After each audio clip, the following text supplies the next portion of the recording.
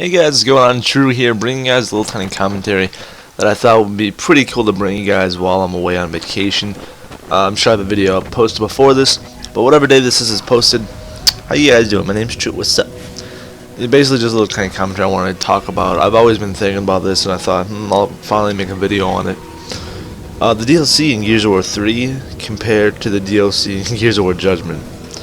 Alright, now that's a pretty big topic you want to touch upon, but I'm sure it's very clear to you what is the better of the half. It's just, you can't even compare the Gears of War Judgment DLC to the Gears of War 3 DLC. There's no comparison. The Gears of War 3 DLC is complete, of course, so the GOW J DLC does have some flexibility on it. But even with GOW J, what it's given us, it's just basically more maps that should have already been on the game disc, and 2 game modes that died off before, you know, like a week tops. Like, that's the best they can do. It's like, maybe they should have just not made it. It's like that one kid you didn't want to have, but you know, it's an accident. But this wasn't an accident. They planned for this. I think they should have had a beta like Gears 3 did, so people can test it and tell them right off the bat, take away the 2-piece, take away the sponge, take away all this, blah blah blah blah.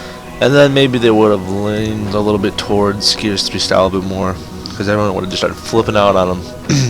Because it is only worth 25 cents to be traded in, which is pretty stupid.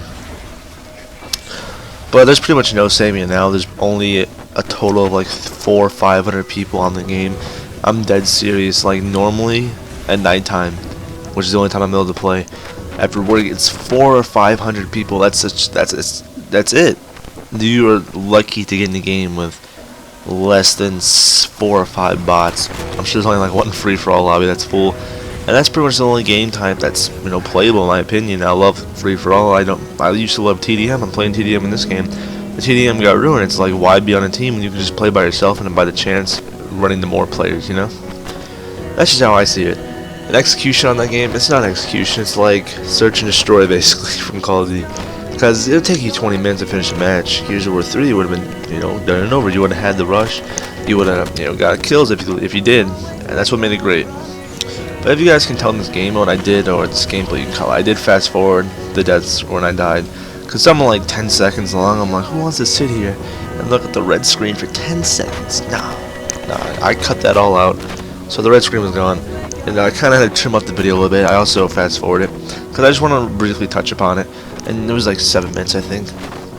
But you know, I'm rocking my flame skins, the best weapon skins on Dub Planet. You got the Young Marcus. Oh, dude, what? The Classic Marcus, which technically is Young Marcus, because I have no idea where the Young Marcus from GOW J came from. I'm guessing Pendulum Wars. But whatever. I prefer Classic Marcus over any of them. He's just the best. He's the best.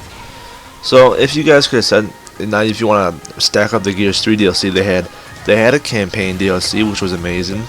They had the Horde DLC, which was awesome. And they had 2 map pack DLCs. And they had a free one, like GOW 1 had.